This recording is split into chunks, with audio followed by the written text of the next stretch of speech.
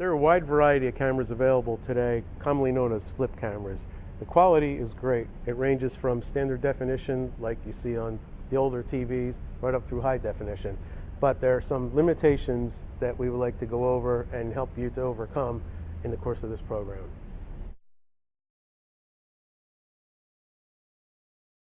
I know you've seen videos where picture's a little shaky, it's not very steady, maybe a home movie, somebody blowing out the candles, that kind of thing. It's really distracting, as you can imagine, and there are a couple ways to make your shot steadier. Best way to keep the camera still is to use a tripod. Tripod can be very, very inexpensive. You can get a little tabletop one for $10, or you can spend a couple bucks more and get something that'll be able to, you can use while you're actually standing up and shooting. It'll hold the camera very still, and a lot of times they have a little handle right here which helps with a little bit of smooth movement on panning and tilting.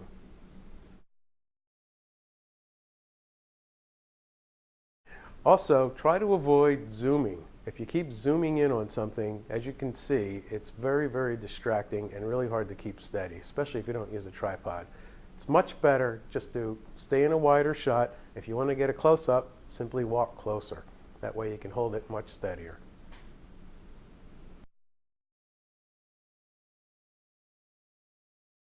One of the things we cannot emphasize enough is audio. When it comes to these types of programs, you can sometimes get away with video that is not as great as it could be, but the audio really has to be great.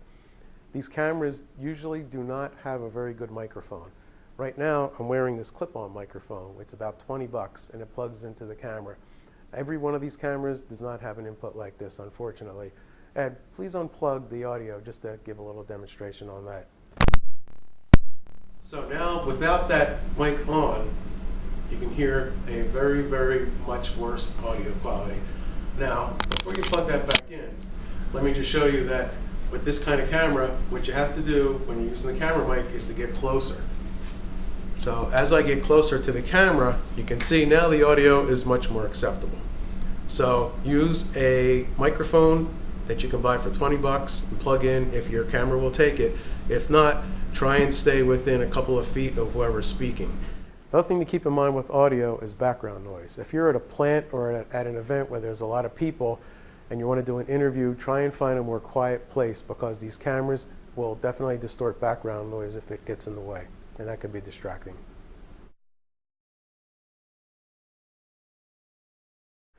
Okay, so we've covered audio. Now let's talk about light. One of the things that you never want to do is have the background brighter than the light that's falling on the subject. You can see that the bright sunny sky has made me pretty much a silhouette, which I think you would agree is a pretty useless shot. When shooting in the sun, try to avoid having someone facing right into the sun like I am right now. It makes them squint, and you have deep shadows in the eye sockets that are to be avoided at all costs. Shooting in the shade is much better. Let's take a look. Sometimes you just don't have control on where you're going to be shooting. But if you do have control, open shade is by far the best way to do it. Right now I'm standing under a tree. The light is very diffuse, it's very soft.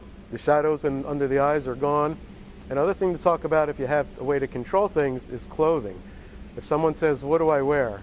My suggestion would be avoid white, avoid black, avoid shiny jewelry, and avoid tight patterns like herringbones, things like that. So a shirt like this, which is just a solid pastel color, is probably the best advice you can give someone. If you have to shoot out in the sun and it's unavoidable, try and arrange it so the person has the sun at a 45-degree angle to them. That way at least you have a little bit of modeling on the face, the light's not quite as harsh, and there's not as much squinting.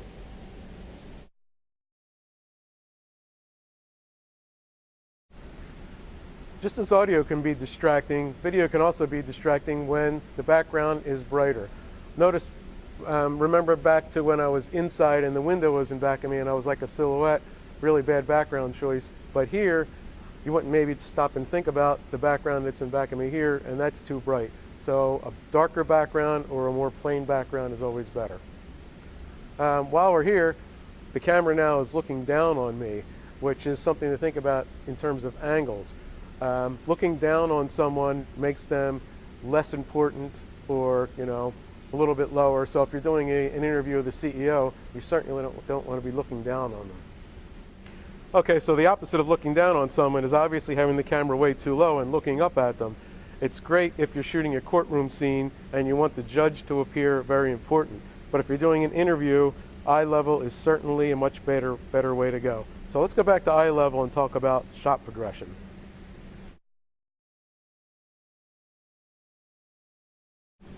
Okay, in terms of shot progression, what you're looking at right now is a wide shot. What a wide shot does, it's also called an establishing shot, is it lets the viewer know where you're at, gives them a look, a little bit of a perspective. All right, here we are in what we call a medium shot. Not quite as wide, maybe waist up, give the people a little bit more to look at, but not all the way in as a close-up. This is a medium close-up, and it's a pretty common shot. You see it all the time in television. And this is an extreme close-up. Be very careful when you're using this. It's a very intimate shot, but you don't want to overuse it too much.